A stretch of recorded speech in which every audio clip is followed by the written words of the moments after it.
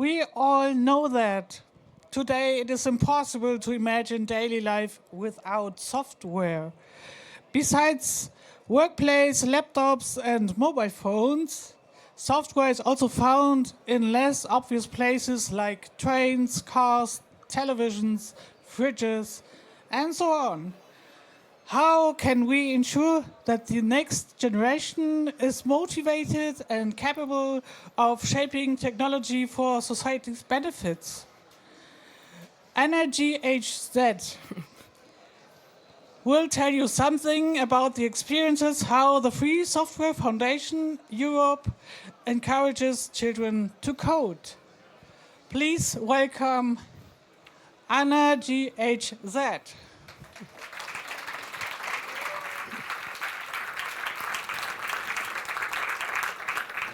Thank you very much. Thank you also for spending the next 30 minutes with me talking about this super interesting topic. And I want to start with something that I'm sure all of you understand. I didn't understand this at the beginning. So I'm part of the Free Software Foundation Europe. I do communications, but I don't have a tech background. I wish I had. I don't. I was always not so bad with technology. I think I don't see my assistant hacker here, so it's OK. I can say I'm not bad. I'm also not good at this. He will complain about maybe this. And yeah, when I joined the Free Software Foundation Europe first as an intern a lot of years ago. And then after other things, I joined back a couple of years ago. And then I was wondering also, like, OK, you know, one of our super famous stickers, we also had teasers. I was like, I have no idea what this means. And I want people also to know, to understand, and to be able, to control their technology.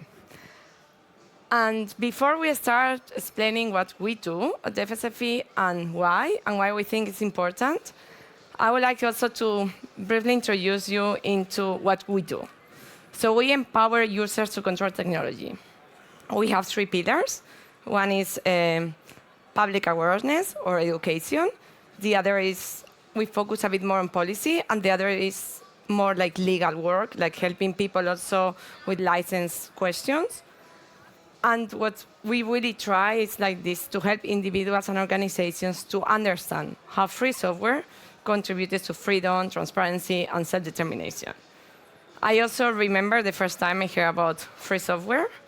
I was as a political science student in a master's, and I thought, oh my God, this is amazing. This is great. Why I've never heard about this? Then I found out as a child in school, I learned a bit of like Linux, and I was like, wow, I really want to learn more about this. That's why then I joined them as an intern, and then I continue communications, and then that's when I'm also back. And then also we want to enhance users' rights to abolish barriers to free software adoption. In this case, we're going to talk about new generations because we really think it's important that they know.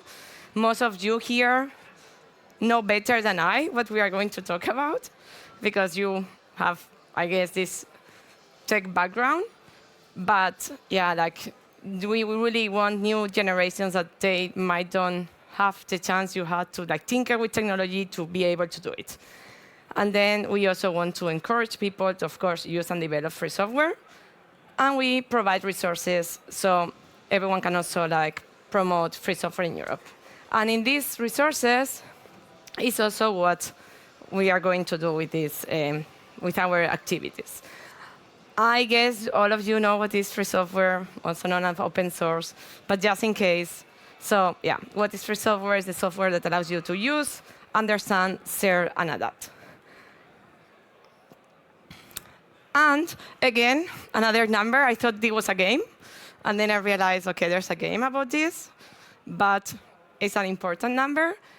And what we want to achieve that by 2084, so in more or less 23 years, young people will love to tinker, can do it, love and can do it, tinker, experiment, and code with free software as the default. And this is then when I'm starting to explain what we are doing. So one of the first projects is Youth Hacking for Freedom. It's a project for European teenagers between 14 and 18. I don't know how many of you know someone between those ages, but this is for them. So basically, it's a project that allows them to develop whatever they want, whatever project they want, and they have 6 months for that. That doesn't mean they need to use those 6 months. It's up to them. Like we have some participants that were busy with other projects, or in the middle of the competition, they decide that they don't want to continue with the project because they have a better idea. So basically, it's also for starters. And then at the end of the 6 months, there's a jury from really different backgrounds that also take care of what the project is about, so people who are experts. And then they will just evaluate the project. If they know the person is new with coding and tinkering, then they will also notice that and take care of that. So it's not you have to be an expert. It's more this process of learning. They will also take the idea, what kind of idea they have, and everything. And then the best part comes that they can win up to 4,000 euros in cash. And they also come to spend a weekend with the other winners, like 6 winners, to Brussels with one relative. And yeah, we also take care of everything, and it's super fun weekend, not only for them, but also for the ones we are there just checking what they have done. And yeah, this is the competition is starting in January, the 4th edition. And basically, this is what I was explaining you. There's also monthly calls, so they don't feel alone. And it's amazing to see what they develop, how the connections they make. Also, some parents were coming to us saying, thank you. I thought my kid was really weird. I couldn't understand him at all. But now I see what he's doing. He's doing great things. Yeah, because, there's someone laughing. Sometimes it's really, maybe not for you, but, from the outside world, let's put it this way. Sometimes it's really hard to know what a teenager kid is doing in the room if you don't understand what free software is, you don't understand technology. So, yeah, some parents also come in. There's really great projects. They really are happy with this. And, yeah, and the most amazing thing is sometimes, most of the time indeed, they don't know what to do with the prize, which I was like, When I was 18 or 15, I think I can find a couple of ideas to spend that money. So they really do this because they really want to connect with other people from Europe. They really want to, develop their own projects, and they really, really want to, do something for themselves and get this attribution. And then there's also, during this project, we also help them with the licensing, which I guess is, for most of the people, the most difficult part. So they are all the time, we are there to help them. And then also, during the ceremony, they tinker a bit. For the last 2 years, we were doing these badges. We also have some, not these ones, but similar in our FSFE booth, if you want to check. And they really spend a lot of, a nice evening dealing with this, meeting and others. Oops. And then we have great stories like one of the winners, not this, participated in the first 3 editions, didn't win, and finally last year he got one of the prizes. All the evaluation is anonymous, so we didn't know at the beginning. So even they continue participating. From also some editions, there were some teams. They can also participate in teams. So really, connects them and helps them working. And then there's so many different projects. There's a smart table that Mikkel created for his mother, who was in a wheelchair. We have also, one of the winners from last year was created a Fediverse, some protocol. And some of the projects, I have to say, onion communications, I need to write about them, and I need to ask a lot of questions because I really, they really put a lot of time in those things. And then also we have games, so whatever they think they can become a project. Another was doing something with telescope, and he was like doing also hardware and software. So yeah, they really, really develop a lot of different things. And basically, you have to be European, yeah, or based, or have some European background. We are pretty open with that. This is some of the winners from last year. I'm also now going to say that one of them is here with us. It's at our booth. Now it's becoming an FSFE intern, Sophia, and tomorrow she will also give a super lightning talk about also this project. And yeah. That is over there. You want to answer questions? And this is the website. Find all the information there. And as I said, registration is open because we start in January, but also you can register through all the 6 months. So even if you meet someone in May, learns about this and wants to participate, he can do it, or she can do it. Like, we know some people who develop the project in just a couple of weeks, which is also amazing. Like, yeah, I don't know how they can do it. And then, for me, I mean, I really like the first project, but for me, this is one of my favorite things. That is Adam Zangemann.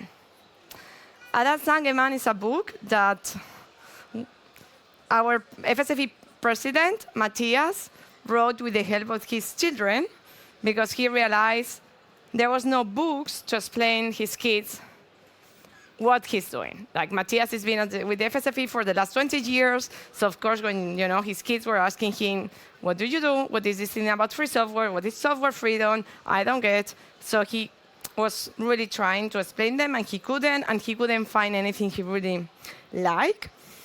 So with the help of the children, he created this book. And this is our next project. That is a project that is, you can do it, all of you. And there's some reviews from the book. The book started in German. Now it's also in English, in Italian, in French, soon in Spanish. And then also we have in a lot of languages that is not being published, but because it's Creative Commons and everything, you can just get it from our Git repository. I know there's even in Valenciano, in Dutch. We also have in Ukrainian, because we have in Arab, because we have some also, yeah, we were doing some activities with the refugees and things like that, so you can just get it. This is some of the quotes. This is also for me, like, if you just read the book and want to leave as a quote, please do it, because, yeah, this is really important. And this is the book. It's published in all these languages. I said some languages also you cannot really get them. This is a repository, like, where you can find it. And then this book has really, has a lot of super nice stories. So it's not only us, FSFE, trying to promote it. We just have a lot of help, worldwide, because we have a lot of people doing readings. The Ministry of Education in France found this book and thought it was going to be an amazing project for students. So high school students decided to translate it. So students from a French-German high school translated the book in French as a project, and then the French ministry decided to publish it. This is the former ministry talking in Bonn and presenting the book in front of the government, with the German government. So we got a lot of people also promoting it. This is a super nice also illustration that, yeah, now, we were not expecting this. A lot of people are also doing this. This is from Volkswagen Spain. They also contacted us, said, hey, I like the book. I want to have the book in Spanish. And then they were helping, and now Volkswagen Spain published the book, and their employees are going to different schools. So this is also what we are trying to promote, and how you can promote it. So you can just get the book, either get a book and donate it to a library. We don't really get a lot from the book, I have to say, because there's a lot of publications, rights and things. So, but you can get the book, donate to a library, organize a reading in a school. We are doing now a lot in Italy also. In this case, Volkswagen is doing for Spain. So there's so many things you can do with the book. And then, yeah, this is an example of some readings we're doing. All the material is free. contact us, ask us, and we can send you. There's a slides while you are reading the book, so you can, someone can pass the slides and see them. This was like a lot of students. And then we also got feedback from the children. So in some schools, after reading the book, they decided that they wanted to write Zangemann. I suggest you to at least check the book, because Zangemann you might find the character of Zangemann similar to someone, like, well-known person. You will check. And yeah, they were writing to Zangemann, and then they were sending us the letters to Zangemann. They were also making drawings with inventions. They were creating these great inventions. Really a lot of imagination. And then this year, we started with the movie. So Adam Zangemann is now, besides an illustrated book, is now a movie. You can find it there in ada.fsfe.org/movie. Also, without the /movie, you can also find a lot of information of what I'm talking about.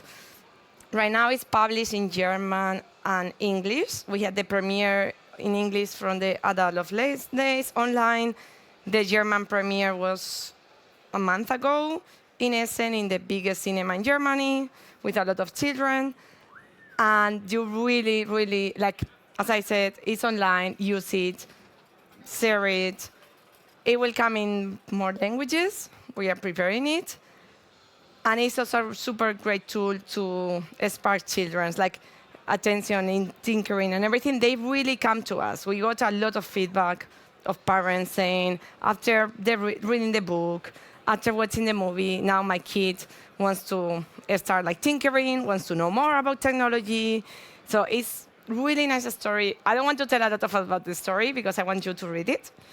But basically, yeah, it's story of a child that discovers how fun it is to tinker with technology, and a great inventor, really famous inventor that controls most of the technology. And one day he decides he's a bit upset about how people are doing with his technology, so he's going to change it. And then how Ada, because he's tinkering with technologies, he finds a way to make the technology, deal with the technology in the ways he likes and he needs it, and then how the children realize, hey, this is super cool, we want to do this.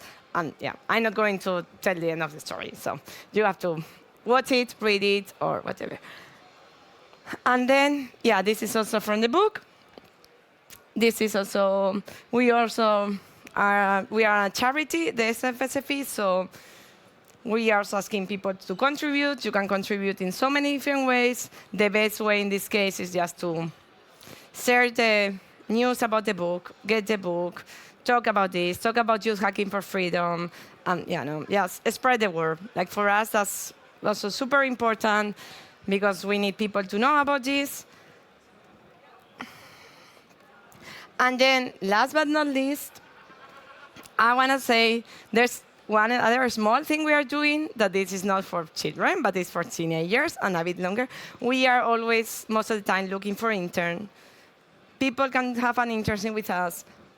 I remember, because of my internship, it was so great. One of the best places I've ever worked. I came back some years later, a lot of years later, but yeah. And most of our interns really, I guess, have a lot of fun working with us, learn a lot. Now, as I said, we have a new intern that was coming from Youth Hacking for Freedom.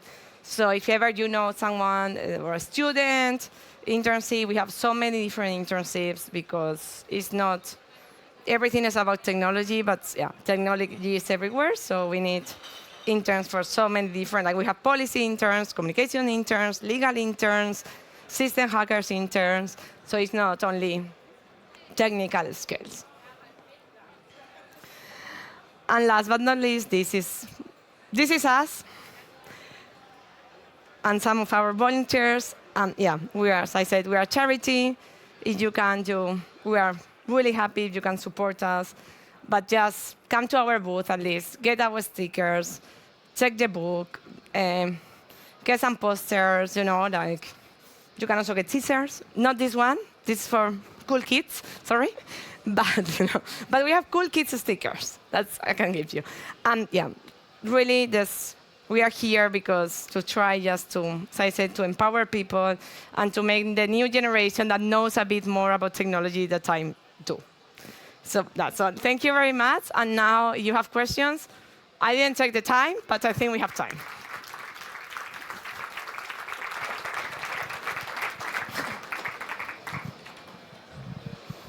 Thank you.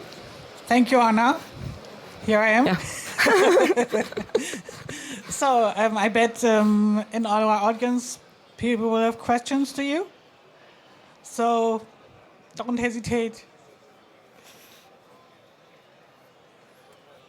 Over there. So what is the best practice to actually get children or youth to register for your competitions, to Like engage in projects? Yeah? Like why? Yeah, why? Like how can we, if we have some children, if we have groups where we think, hey, it might be cool for them, how can we make it appealing for them? I would say money for the competition. But since it's not, after talking with them, money is not what makes it appealing. It's just finding peers that are doing the same. I have the same, want to have the same experience they have, think the same the way they are. So we just found out in Europe, teenagers, they, now everything is with Microsoft and Apple, and there's people who they are not using that, love Linux, want to do something different, and they might not have a lot of people around them doing this. So also with Youth Hacking for Freedom, they really create a community, and they network with each other. And I have here Sophia, that was one of the participants. Maybe she can answer this. So I don't know if Sophia wants to say something, but what we found out, it was this. Yeah. Hello. I think the main reason I joined the competition is what Anna said. You have a community of like-minded peers that are around your age that you can connect with. So that's the most appealing part. Yeah, the trip to Brussels, the money, it's also there, and it's another factor. But I think that the main thing is that I get to work on my project, learn with my mentors, and connect with like-minded people, With as someone who started coding really young, you sometimes feel alone because there aren't many young people coding, And even less that are into free software and that know a lot about that. So, yeah. Okay, thank you for the nice talk. I have a question. Yeah. What about... Sorry, the lights are... It's all a right. little bit. Maybe we know some children who are too young or they don't really have the time to enroll in the program you just presented. Does FSFE have some recommendation how to get children to start being interested in coding, or some tutorial that they can look at first? Yes. So in the ADA website, at the end, there's a part that we have some resources. So we don't want to recommend specific. We have some resources. You can check them. We are not also into recommending something specific. We also don't do for adults, for other tools, software, because we don't produce this. We don't develop this. So the moment it can change. But yeah, we have some tools, like some information at the end of ADA website. Also, ADA is from 6 years, but I find there's a lot of text for some children. So depending the age, they might, there's children like are 10, 12 that are also really happy with the book. Yeah. Hello. I have many questions about how to educate kids and younger people, like to the problem of not using open source software when navigating the internet, doing all the stuff we do digitally. And I found this movie super interesting. And I would be super interested to know how we can help in translations or with transcriptions, Yeah, that's But congratulations, super Thank awesome you. project. Yeah, yeah. That's also another way to contribute. That we always need people. You can just talk with me now afterwards, or we have our booth at the Bits on Boime Assembly. So it's one floor downstairs, straight, and then right. And then we are there, and we can also give you a lot of information. Thank you. It's great to have people who wants to help us. Yeah. Okay, any more questions? Okay, I think that was it. So, thank you, Anna, for your awesome talk. Please give a big, warm final applause to Anna.